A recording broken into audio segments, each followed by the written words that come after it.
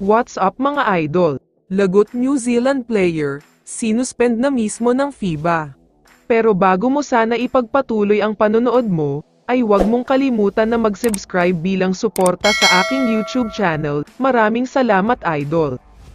Padaanan lang natin sandali ang sinabi ng SMB superstar na si Chris Ross tungkol sa Gilas Pilipinas. Napapatanong siya kung bakit biglang madami ang bashers ngayon ng ating national team, pero noong nananalo ay puro sila papuri. Last year ay overachiever tayo kung saan tinalo natin ang Latvia, pinahirapan ang Georgia at Brazil, tinambakan ng 53 ang Taipei, at tinalo ang undefeated na New Zealand. Lahat daw ay papuri ang sinasabi.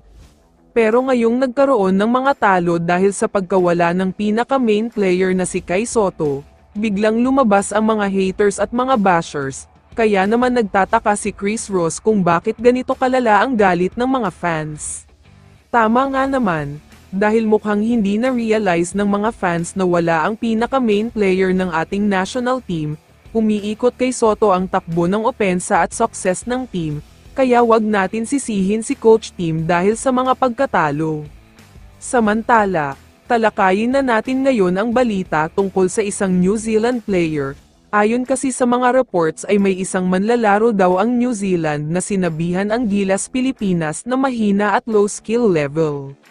Ito nga ay matapos nilang talunin ang Gilas sa kanilang home court. Mukhang mataas ang emosyon ng New Zealand player na ito, dahil nga nakabawi na sila mula sa mapait na pagkatalo sa Gilas noong November sa Mall of Asia Arena.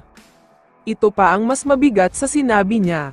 Ayon sa player ng New Zealand ay asa lang daw ang Gilas Pilipinas sa naturalized player na si Justin Brownlee, kaya nag-focus daw sila kay JB dahil kung walang import ay walang kwenta ang Gilas. Kaya naman ayon sa mga sources, magkakaroon daw ng suspension sa player ng New Zealand, para mabigyan siya ng leksyon sa ginawa niya.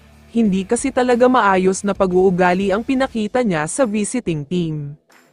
Uulitin ko lang na ito ay base lamang sa mga kumakalat sa social media, pero sa tingin ko naman, kung sakaling totoo ang mga post ay malaking opportunity ito para sa Gilas Pilipinas, para mas lalong magpalakas at maghanda sa FIBA Asia Cup. Medyo mahina nga talaga ang Gilas Pilipinas ngayon dahil sa pagkawala ni Kai Sotto, pero hindi ibig sabihin nito na katapusan na ng ating national team. Sure akong makakabawi sila at babawi talaga ng husto si Coach Tim. Kaya naman kung ikaw ang tatanungin idol, ano ang masasabi mo sa balitang ito? I-comment mo naman ang sagot mo sa tanong na ito. So dito na nagtatapos ang video na ito. Maraming salamat sa pagsuporta at panonood mga idol. Ingat at bye-bye.